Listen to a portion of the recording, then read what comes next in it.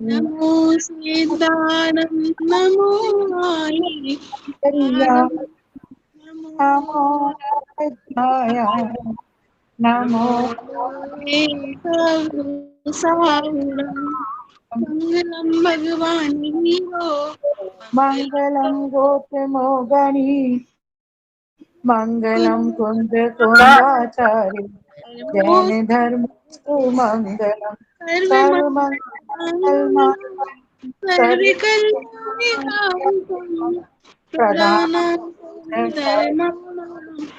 जैनम जयतु शासिनम जैनम जैनम जयतु शासिनम जैनम जयतु जय अरिहंत सिद्ध सूर्य उपाध्याय साधु सर्वे सत्य के पिता अर्थ के उपकारी हैं को इन्हें को स्वरूप सर्वे जाने तो राग के भाई जो भक्ति का को उचारी है धन्य धन्य आज भाई कर जो बारे पते है मंगल मंगल सुख है ऐसा तो में हो मेरी मेरी दशा दशा जी कल्पितों में हो हो मेरी दशा जी मुरारी है हो हो मेरी मेरी दशा जी ऐसी मुरारी है। चलो पंचममिष्टि भगवान का स्मरण करके आज कक्षा को प्रारंभ करते हैं।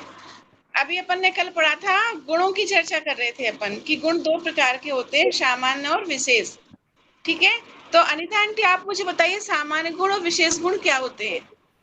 सामान्य सामान्य गुण वही है जो सब में कॉमन होता है कि सबके वही दो ठीक है, हाथ ये कान नाक सारा ठीक सब। और विशेष जो किसी में स्पेशल गुण होता है वो किसी में ही होता है, हर एक में नहीं होता। जो ठीक है, तो आपने एग्जाम्पल समझा दिया। जैसे अब कल वर्णन का हर्षदा दिया था ना, परिभाषा बताइए, सामान्य गुण किसे कहते हैं और विशेष गुण किसे कहते हैं, परिभाषा बताइए। वो सभी द्रव्यों जो में सभी रहते हैं उन्हें सामान्य गुण कहते हैं। जो सभी द्रव्यों में रहते हैं उन्हें सामान्य गुण कहते हैं। ठीक है, वैसे तो सामान्य गुण अनेक होते हैं, लेकिन लेकिन हम मुख्य प्रमुख 6 होते हैं मुख्य उनकी रूप से चर्चा 6 यहाँ होते करेंगे। हैं। ठीक है, तो पहले नंबर का कौन सा था सामान्य गुण? बस अस्तित्व गुण। अस्तित्व गुण। अस्तित्व गुण।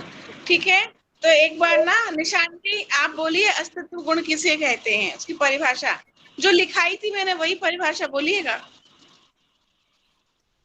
ऑन करिए, अनम्यूट करिए, आपको अनम्यूट करिए आंटी पहले।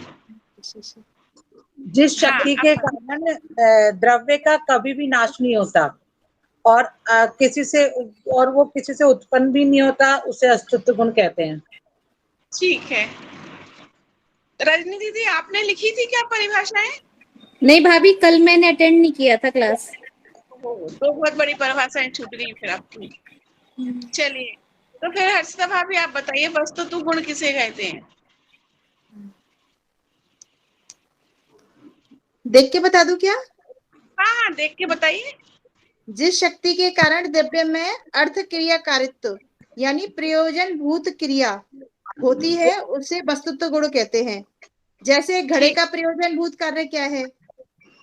पानी को भरे रखना, तो इसे वस्तुत्व गुण कहते हैं। चलो बहुत बढ़िया, मतलब 2 गुण सहज समझ में आ गए हमें। ठीक है, आज हम पढ़ेंगे तीसरा गुण जिसका नाम है द्रव्यत्व। चलो अब अगला क्वेश्चन लिखिए, द्रव्यत्व गुण किसे कहते हैं। नंबर 3 था ना द्रव्यत्व गुण, पहला अस्तित्व गुण, दूसरा वस्तुत्व गुण और तीसरा द्रव्यत्व गुण। हाँ लिखिए, द्रव्यत्व गुण किसे कहते हैं। आंसर लिखिए, जिस शक्ति के कारण द्रव्य की अवस्थाएं निरंतर बदलती रहती हैं उसे द्रव्यत्व गुण कहते हैं। लिखा, फिर से बोलो, जिस शक्ति के कारण द्रव्य की अवस्थाएं निरंतर बदलती रहती हैं उसे द्रव्यत्व गुण कहते हैं। लिखा, अब इसकी चर्चा करते हैं। अभी देखो इसमें क्या है, द्रव्य की अवस्थाएं निरंतर यानी कंटिन्यू बदलती हैं उसे द्रव्यत्व गुण कहते हैं। ठीक है।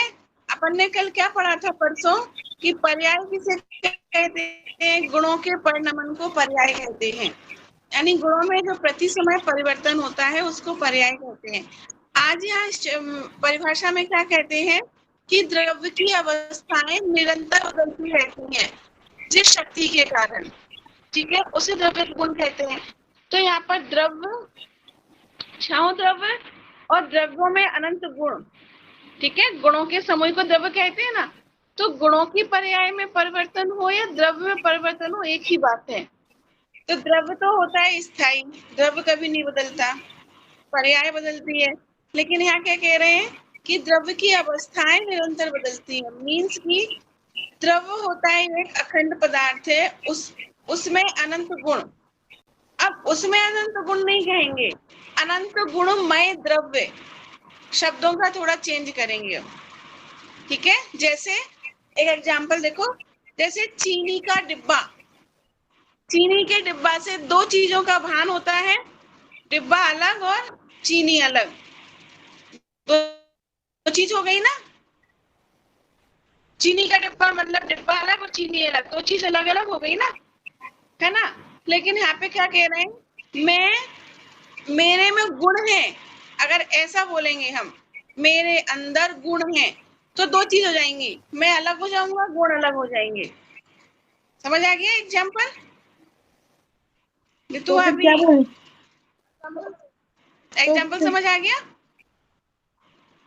तो यहाँ क्या कहेंगे, मैं गुणमय ही हूँ, जो मैं हूँ वो गुणों का समूह ही हूँ। तो मैं गुणमय, मैं मतलब जैसे चीनी मिठासमय ही है, चीनी जो होती है मिठासमय है, नमक जैसे चीनी का नाम लेते हैं तो मिठास अपने आप ख्याल में आ जाती है, और नमक का नाम लेते हैं तो नमकीन, वो खारापन अपने आप ख्याल में आता है। जल का नाम लेते हैं तो शीतलता अपने आप ख्याल में आती है। समझ में आया? तो चीनी को ऐसे थोड़ी कहेंगे कि चीनी के अंदर मिठास है, चीनी मिठास, चीनी मीठी है, ऐसे बोलते हैं अपन, चीनी मीठी है। ऐसे ही मैं ज्ञान सुभागी आत्मा हूँ, मेरे अंदर मैं ज्ञानवान हूँ, मैं ज्ञान दर्शन से युक्त हूँ, है ना। तो मेरी अवस्थाएं निरंतर चेंज होती हैं, अवस्था मतलब पर्याय। जैसे चीनी एक द्रव्य है, चीनी एक द्रव्य है, ठीक है, और मीठी है चीनी, बना देंगे, चीनी का बूरा बना दिया, तो द्रव्य की अवस्था चेंज हो गई ना, चीनी से बूरा बन गया। अब हमने उस बूरे की चाशनी बना दी, तो वो भी अवस्था चेंज हो गई, द्रव्य की अवस्था चेंज हो गई। फिर उस चाशनी से हमने सवारे बना दिए, तो वो चेंज हो गई अवस्था, लड्डू बना दिए, गुलाब जामुन बना दिए, तो उस चीनी की इतनी सारी अवस्थाएं चेंज हो गई ना। पर भाभी मैं तो यार समझ रही हूँ, धर्म द्रव्य भी तो है, धर्म ये भी तो द्रव्य है। हाँ, ये भी द्रव्य है ना, ये भी द्रव्य, तो उनकी अवस्थाएं चेंज हो रही, धर्म द्रव्य की भी अवस्था निरंतर चेंज हो रही। धर्म द्रव्य, अभी ये पुस्तक है मानो मेरे हाथ में, ठीक है, ये पुस्तक यहाँ आ गई, तो क्या हुआ है, धर्म द्रव्य की अवस्था तो चेंज हुई। ये जो मूवमेंट हो रहा है सारा अवस्था में निरंतर चेंज ही तो हो रहा है। अगर धर्म द्रव्य नहीं होगा तो हमारे हाथ पैर हिलेंगे ही नहीं, हम लोग जड़ हो जाएंगे, एक जगह रुक के रह जाएंगे। समझ आया? काल द्रव्य, काल भी एक द्रव्य, तो निरंतर चेंज हो रहा है ना, प्रति समय प्रति सेकंड चेंज हो रहा है, नहीं हो रहा? 8 बज गए, 9 बज गए, संडे, मंडे, ट्यूसडे, 2021, 22, 23, कभी लौट के समय पीछे नहीं जा रहा, निरंतर और कंटिन्यू चेंज हो रहा है। अभी आज जो 8 बजे थे, अब 8:26 हो गए, तो अब आज का वो 8 बजे वाला समय वापस थोड़ी आएगा लौट के। जैसे तो जीव द्रव्य, चेंज हो, जैसे जीव द्रव्य में ऐसे ज्ञान दर्शन चेतना होती है, पहले कम है फिर ज्यादा है फिर ज्यादा है, ऐसे नहीं, कम ज्यादा नहीं होती, ज्ञान दर्शन फुल है, ज्ञान भी फुल है, चेतना भी फुल है, कर्म का आवरण है, कम ज्यादा नहीं होती, ध्यान रखना। ज्ञान गुण जितना है पूरे रहेगा, कम ज्यादा नहीं होगा। अवस्था चेंज हो जाएगी, मतलब मिथ्या ज्ञान से सम्यक ज्ञान हो जाएगा, केवल ज्ञान हो जाएगा।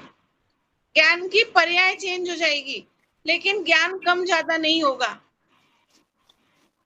देखो, जैसे 100 ग्राम चीनी है, 100 ग्राम चीनी में जितनी मिठास है, अब उसकी चाहे तुम बूरा बना दो तो भी उतनी मिठास रहेगी ना 100 ग्राम चीनी के बराबर।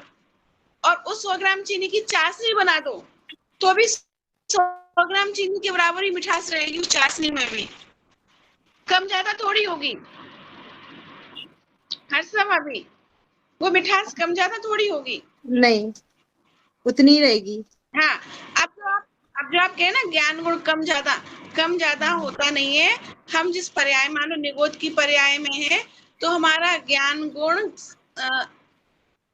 अक्षर के अनंत में भाग बराबर रह जाता है। इट मीन्स ज्ञान गुण कम नहीं होता, ओवरलैप हो जाते हैं वो गुण। बताया था ना एक दिन, आप थे ना इस क्लास में, कर्म निशान की कर्मों का सबको याद आवरण है हो वो जाता चीज, है।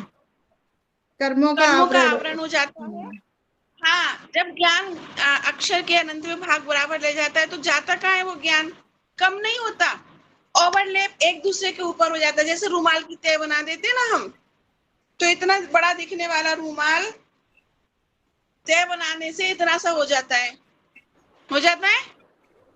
तो रूमाल में से कपड़ा कम हो जाता चादर है। का बताया था। हाँ, बेड की चादर का एग्जाम्पल दिया था। तो उस रूमाल में से कपड़ा कम हो जाता है क्या?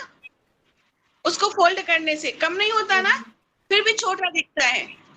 ऐसे ही ये आत्मा जब सिद्ध अवस्था में जाता है तो ज्ञान का विशाल रूप दिखता है।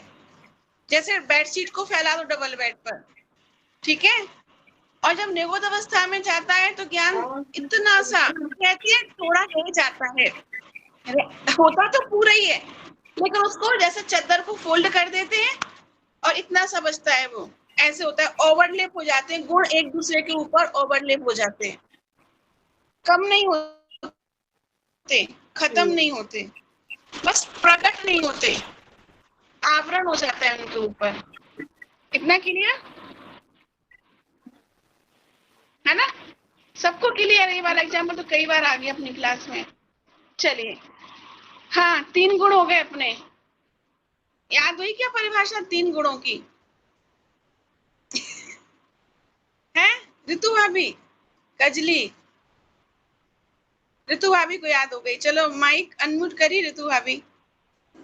भाभी थर्ड वाला बता दो प्लीज, मैं लेट हो गई, प्लीज प्लीज प्लीज। अभी रुको, अभी सुनो, कोई सुनाएगा, अभी शांति सुनाएंगी तो सुनना। ऋतु भाभी अनम्यूट करिए और बताइए अस्तित्व गुण किसे कहते हैं? अनम्यूट तो करिए, पहले अनम्यूट करिए।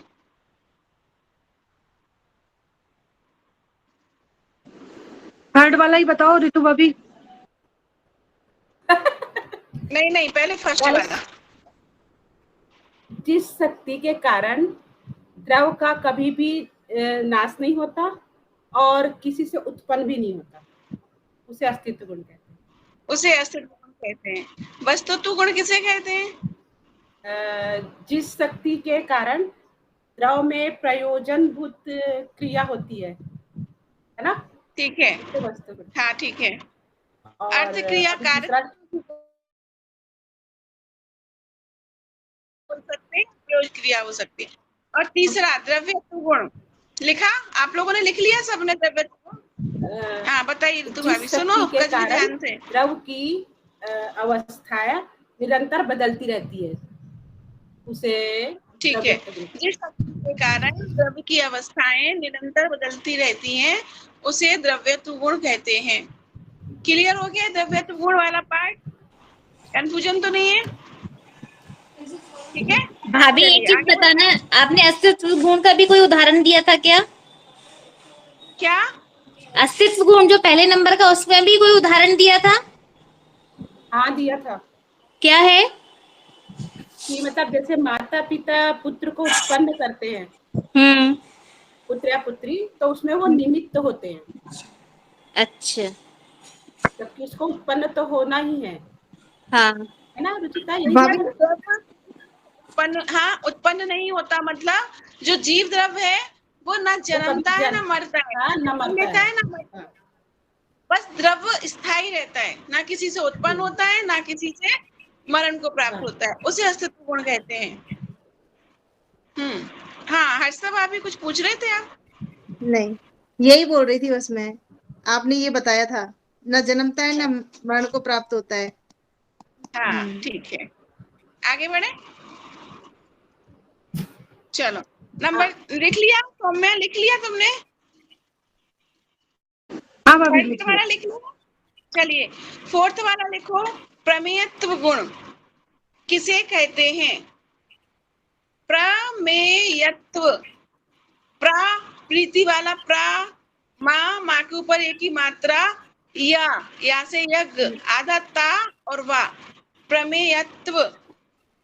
निष्ठा प्रकल्प तो एक बजे तक उठेगी, क्वेश्चन प्रमेयत्व गुण किसे कहते हैं?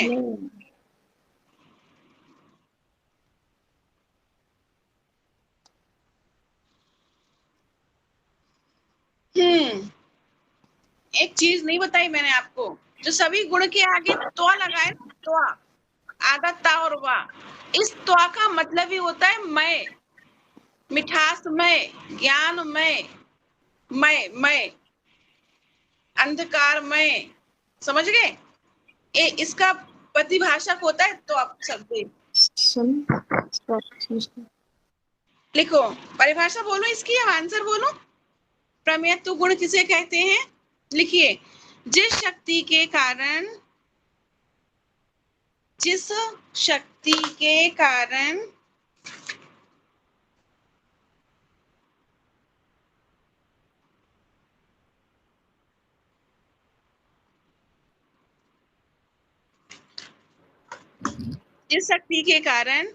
द्रव्य किसी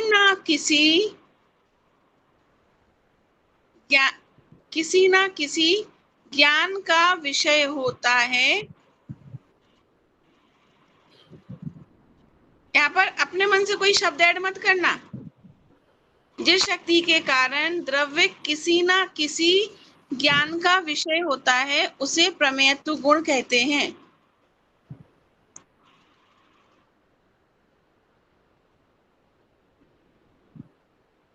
लिख लिया?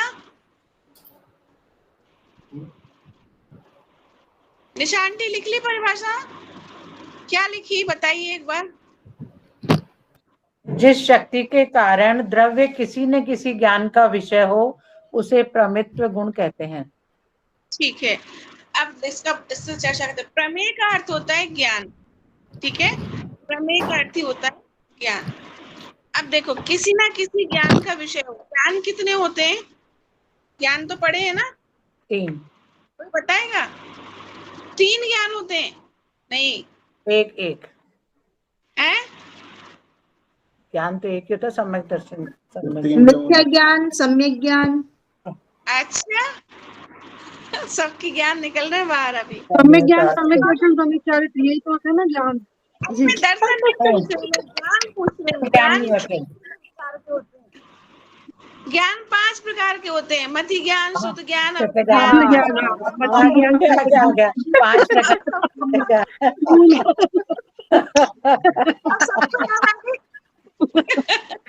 भूल जाते हैं।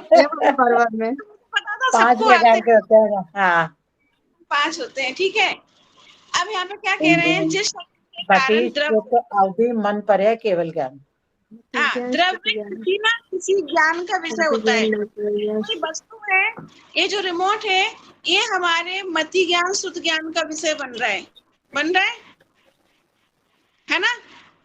अब कोई वस्तु जहां भी है, मान लो मंदिर के पास कुछ है, नर्सरी सर्किल पर कुछ हो रहा है, तो चूंकि वो अभी हम नहीं जान पा रहे, क्योंकि हमारा ज्ञान क्या है? सीमित है।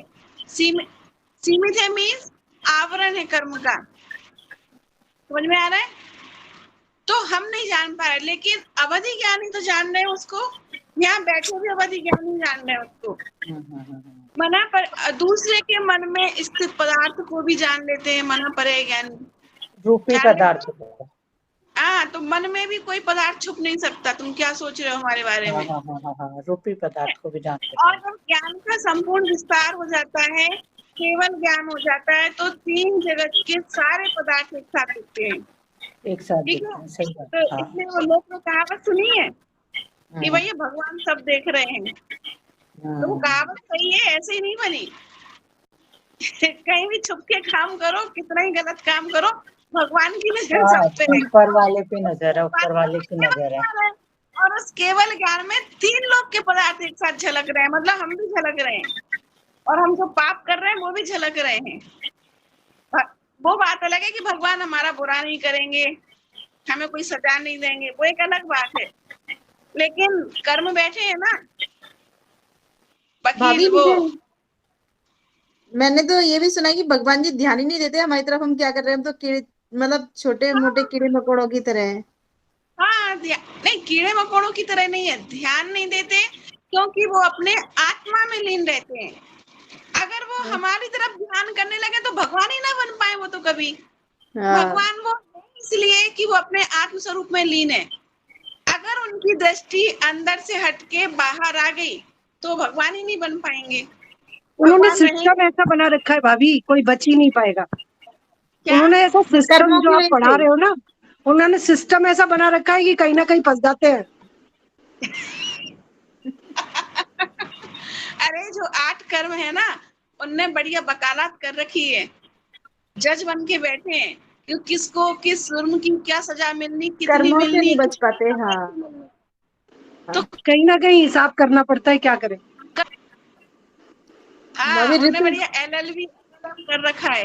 भाभी भगवान ने तो ऐसा गुण क्या सिस्टम कर कहता रखा है है कि कि जिस जने शक्ति के कौन से कारण जन्म प्रभु का कहाँ पे क्या देते हैं कुछ पता नहीं। उनका सिस्टम तो इतना भगवान के इतना बढ़िया है। भगवान पाप हाँ, नहीं सिस्टम देता, है। अपने कर्म के अनुसार पाप मिलता रहता है अपने को। अपन वही जो तो कह रही हूँ करेंगे ना कि कौन से जन्म का कौन सा कर्म कौन सा कब आ जाए भव में, किस भव में, कौन से जन्म में, यही पता नहीं होता है। इतना बेहतरीन अपन सिस्टम है। को नहीं पता, भगवान को सब पता है।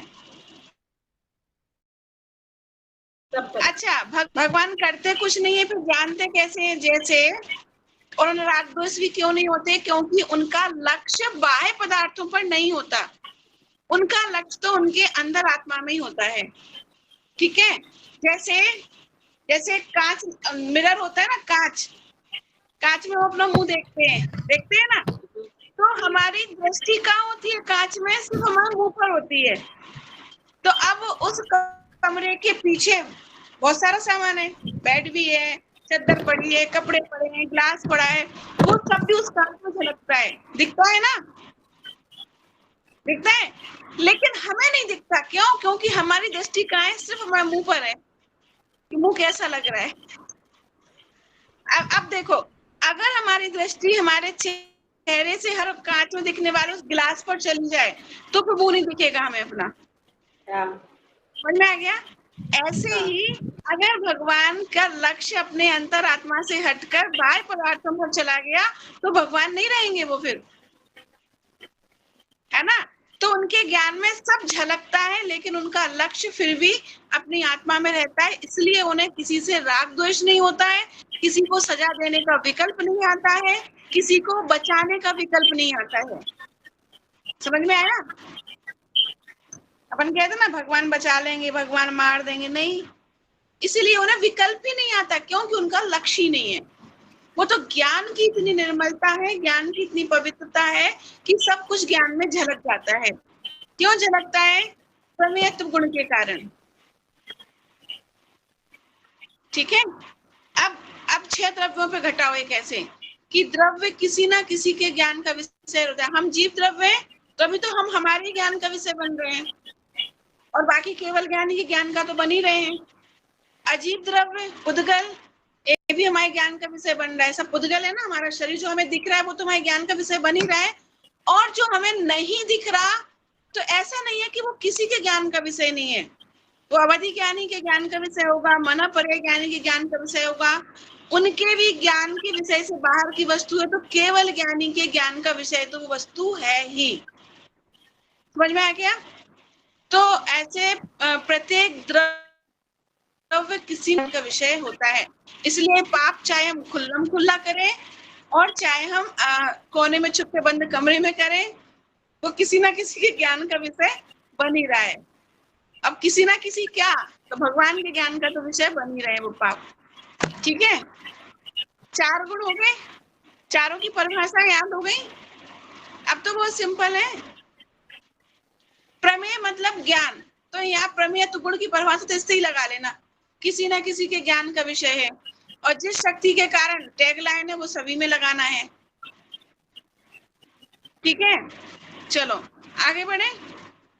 अगला गुण है, ये भी कमाल का गजब का गुण है, अगुरु लघुत्व गुण। अब लिखिए, आ लघु और गुरुत्व, अगुरु गुरुत्व,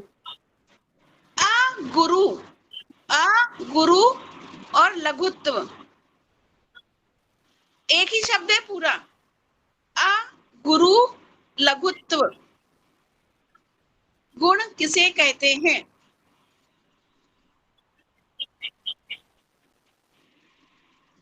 ये भी मस्त है, इसको समझ लो ना तो और जितनी भी टेंशन है ना थोड़ी बहुत वो सब खत्म।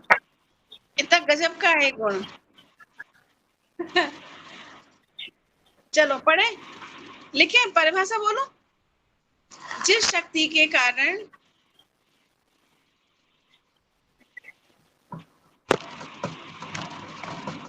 द्रव्य में द्रव्यपना कायम रहता है। जिस शक्ति के कारण द्रव्य में द्रव्यपना कायम रहता है, अर्थात, आगे बढ़ो, जिस शक्ति के कारण द्रव्य में द्रव्यपना कायम रहता है, अर्थात एक द्रव्य दूसरे द्रव्य रूप नहीं होता है, अर्थात एक द्रव्य दूसरे द्रव्य रूप नहीं होता है। जिस शक्ति के कारण द्रव्य में द्रव्यपना कायम रहता है, अर्थात एक द्रव्य दूसरे द्रव्य रूप नहीं होता है, एक गुण दूसरे गुण रूप नहीं होता है, एक गुण दूसरे गुण रूप नहीं होता है, और द्रव्य में रहने वाले अनंत गुण, और द्रव्य में रहने वाले अनंत गुण, और द्रव्य में रहने वाले अनंत गुण बिखरकर अलग अलग नहीं हो जाते हैं, और द्रव्य में रहने वाले अनंत गुण बिखरकर अलग अलग नहीं हो जाते हैं, उसे अगुरु लघुत्व गुण कहते हैं।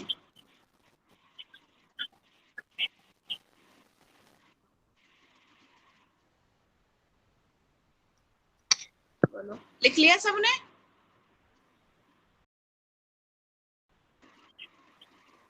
हो गया? चलो एक बार दोहराओ। सौम्य, क्या लिखी है परिभाषा?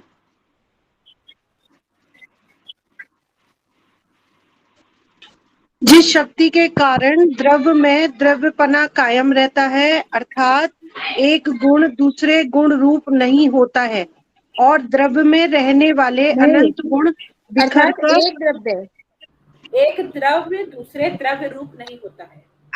आधी लाइन छोड़ दी बीच में एक तुमने। अच्छा, बीच में थोड़ा गड़बड़ हो गया। वो 2 लाइन थी क्या अलग अलग? ठीक है, एक द्रव्य दूसरे द्रव्य रूप नहीं होता है। एक्चुअली आपने एक बार बोली ना, फिर दूसरी बार बोली तो मुझे लगा द्रव्य मैंने गलत लिखा है, मैंने उसको गुण कर दिया। फिर नहीं, 3 बार तो बोल रही हूँ मैं। चलो सही करो से। फिर अर्थात एक द्रव्य दूसरे द्रव्य रूप नहीं होता है, अर्थात एक गुण दूसरे गुण रूप नहीं होता है, और द्रव्य में रहने वाले अनंत गुण बिखरकर अलग अलग नहीं हो जाते हैं, उसे अगुरु लघुत्व गुण कहते हैं। ठीक है, सबने यही लिखा है।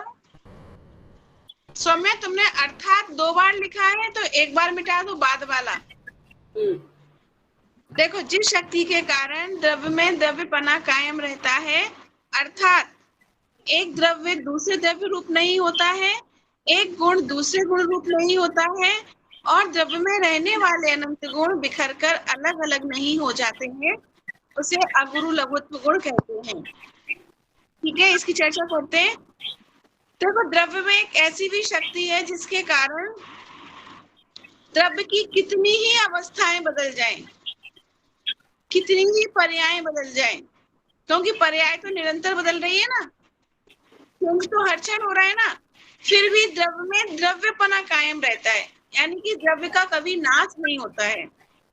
ठीक है, द्रव्य में द्रव्यपना मीन्स कि उसमें रहने वाले उसके गुण खत्म नहीं होते हैं।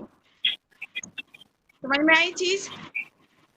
द्रव्यपना, पना मतलब उसके गुण, यानी उसमें रहने वाले गुण कभी खत्म नहीं होते हैं। द्रव्य में द्रव्यपना कायम रहता है, अर्थात एक द्रव्य दूसरे द्रव्य रूप नहीं हो जाता है। जीव द्रव्य उद्गल नहीं हो जाएगा, उद्गल द्रव्य धर्म द्रव्य नहीं हो जाएगा, धर्म अधर्म नहीं हो जाएगा। समझ में आया? धर्म द्रव्य भरा हुआ है यहाँ पर, अधर्म द्रव्य भी भरा हुआ है, लेकिन धर्म द्रव्य अपना काम कर रहा है, अधर्म द्रव्य अपना काम कर रहा है। कभी भी ऐसा नहीं होता कि धर्म और अधर्म द्रव्य दोनों मिल जाएं और गठबंधन कर लें। अपन गठबंधन कर लेते हैं, फिर देखते हैं लोग क्या करते हैं। ऐसे गठबंधन नहीं होता यहाँ पे। यहाँ पर धर्म द्रव्य अपना काम करेगा निष्पक्ष होके, और अधर्म द्रव्य अपना काम करेगा निष्पक्ष होके। ठीक है, जीव द्रव्य की सत्ता भले ही पुद्गल के साथ जन्म मरण को प्राप्त होती है, यही होता है ना। जब तक जीव संसार में है, शरीर के साथ रहेगा ना, बिना शरीर के तो जीव उत्पन्न ही नहीं होगा, मतलब कि जन्म नहीं होगा, नया पर्याय धारण नहीं करेगा, तब तक संसार में है। तो अनादि काल से इस जीव ने पुद्गल के साथ अनंत पर्याय धारण की, और जब तक मोक्ष नहीं जाएगा तब तक अनंत पर्याय पुद्गल के साथ धारण करता रहेगा। फिर भी जीव अलग है, पुद्गल अलग है। जीव द्रव्य पुद्गल रूप नहीं हो जाता, एक द्रव्य दूसरे द्रव्य रूप नहीं होता है। तो क्लियर हो गया? अभी जीव पुद्गल साथ रहते दिखाई दे रहे हैं ना, इतने एक में एक है कि हम जीव पुद्गल में डिफरेंशिएशन नहीं कर पाते हैं। हमें मानते कि यही मैं हूँ, इस शरीर को ही मैं आत्मा मानता हूँ, यही मानते हैं ना। आत्मा, जीव तो हो गया आत्मा और पुद्गल हो गया शरीर।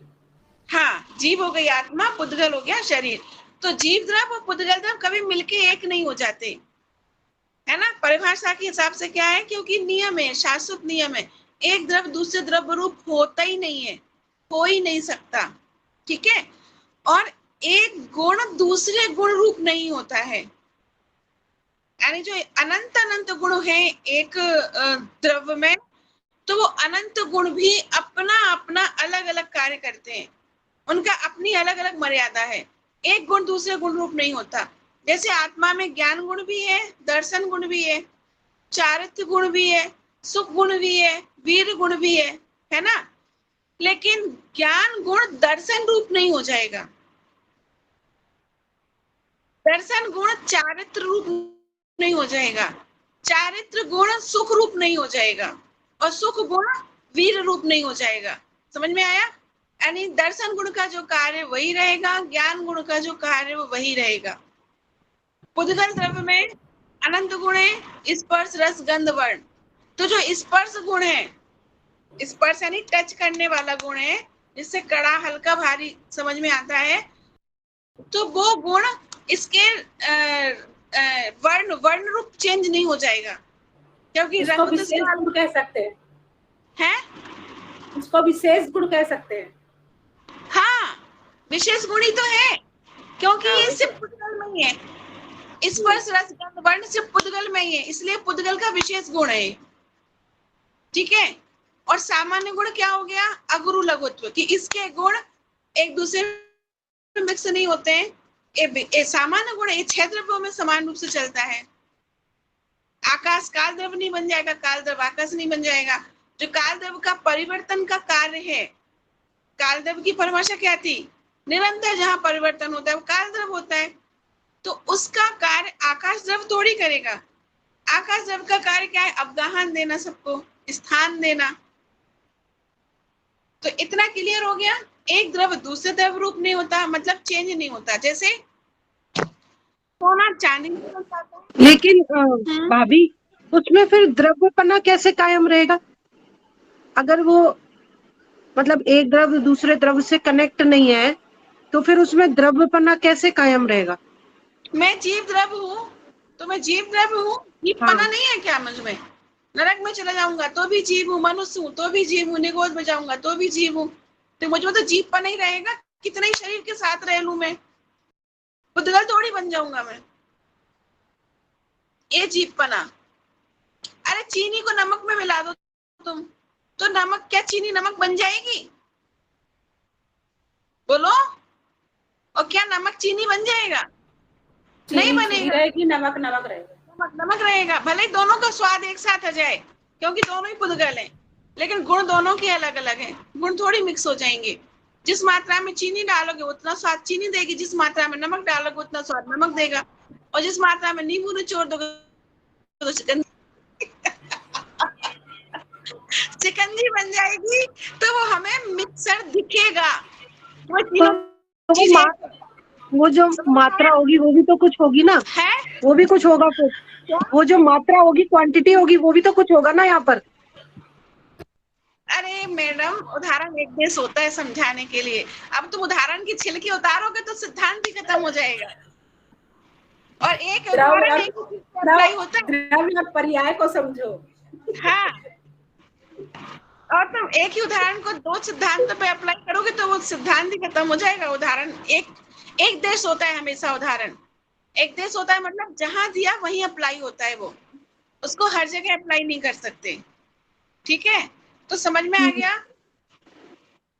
यहाँ समझ में ये आया मेरे को कि एक दूसरे से मिक्स नहीं कर सकते हम किसी भी द्रव्य को।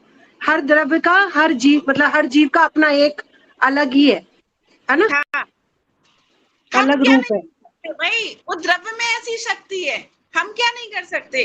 द्रव्य में ही ऐसी शक्ति है। हाँ, द्रव्य में ही ऐसी शक्ति है। खुद की अथॉरिटी है उसमें, खुद की सिक्योरिटी कंपनी बना रखी है, सुरक्षा एजेंसी। उसको कोई चेंज कर ही नहीं सकता द्रव्य को। अब इस पुद्गल में स्पर्श रस गंध वर्ण में 3 लोग की ताकत जाए तो उसको इससे अलग नहीं कर सकती। इसे बोलते हैं द्रव्य में द्रव्यपना कायम रहता है।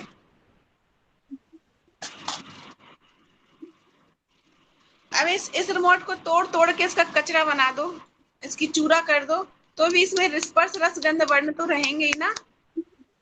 इसका पुद्गल द्रव्य जो है वो जीव नहीं हो जाएगा। इसके टुकड़े कर दूं, मैं खूब मारूं, प्रोसेस कर दूं, साइंटिस्ट के पास जाऊं कि इसमें जान डाल दो, रिमोट में आ जाएगी क्या?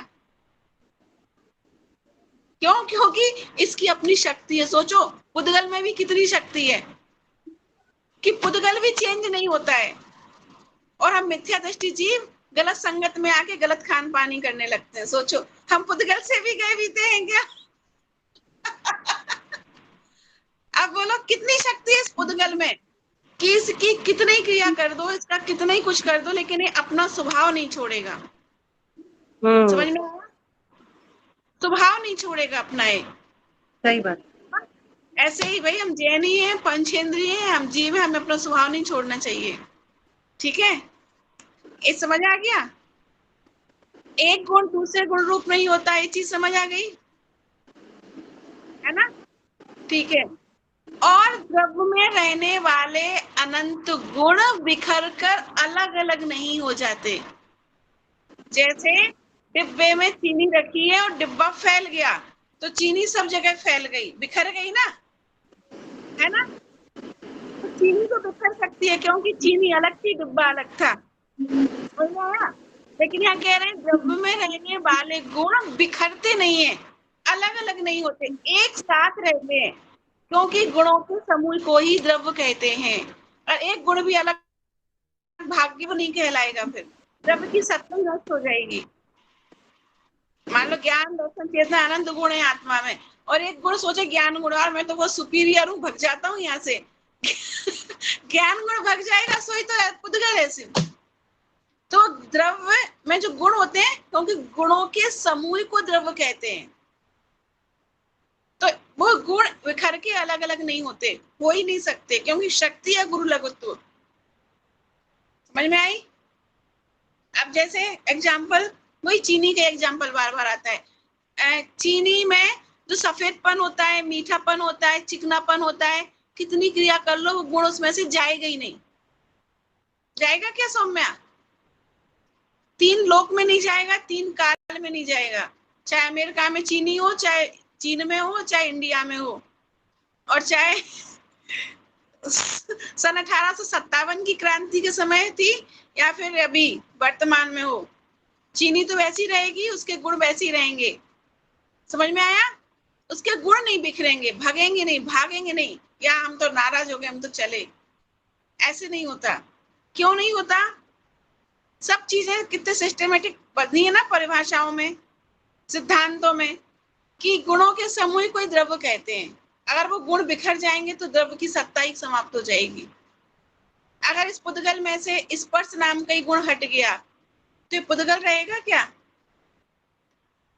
स्पर्श नाम का गुण इसमें से हट गया तो अस्पर्शी हो जाएगा, मतलब जीव द्रव्य हो जाएगा ये, क्योंकि अस्पर्शी तो आत्मा होती है, आत्मा को कोई स्पर्श नहीं कर सकता ना। समझ में आ गया ये एग्जाम्पल? ऐसे ही पुद्गल अपने गुणों को नहीं छोड़ता है, जीव अपने गुणों को नहीं छोड़ता है, धर्मद्रव्य अपने गुण नहीं छोड़ेगा, धर्मद्रव्य अपने गुण नहीं छोड़ेगा, और ना ही इनके गुण बिखर कर अलग अलग होंगे। ठीक है? तो अब कितनी निश्चिंता आई कि अब मैं चाहे नरक में जाऊं, चाहे निबोध में जाऊं, तो मेरे गुण तो मुझसे अलग होंगे ही नहीं। ना मैं अजीब हो जाऊंगा, ना मैं नारकी हो जाऊंगा, ना मैं स्त्री हो जाऊंगा। अब यहाँ से स्त्री का भेदभाव अब खत्म होता है इस गुण को समझने के बाद। स्त्री पर्याय में आ जाने से क्या मैं स्त्री हो गया? अरे नहीं हुआ। नरक में जाने से क्या नारकी हो गया? पुरुष पर्याय में आने से क्या पुरुष हो गया? नहीं हुआ। मैं तो आत्मा हूं, जीव द्रव्य हूं, अखंड हमेशा रहूंगा। अब बात आएगी कि स्त्रियों के साथ भेदभाव क्यों होता है, हम स्त्री क्यों सफर करें। अब आएगा एक क्वेश्चन दिमाग में, है? अब तो क्वेश्चन ही खत्म हो गया। सिद्धांत ही इतना मजबूत है कि वो क्वेश्चन ही खत्म हो गया। एक उल्टे सीधे क्वेश्चन क्यों आते जो हमें सिद्धांत समझ में नहीं आता। अरे मैं स्त्री होता ही नहीं हूं, मैं स्त्री हूं ही नहीं। समझ में आया? अब वो तो स्त्री पर्याय धारण किए तो उसके नियम धर्म तो निभाने ही पड़ेंगे, उससे दूर नहीं भाग सकते। समझ में आया? स्त्री पर्याय की जो मर्यादा है वो धारण तो करनी पड़ेगी, लेकिन भेदभाव वाली तो कोई बात ही नहीं आई। जो पुरुष पर्याय में अनंत शक्ति है वो स्त्री पर्याय में भी अनंत शक्ति आएंगी। ठीक है, चलो टाइम हो गया, एक गुण और बचा है।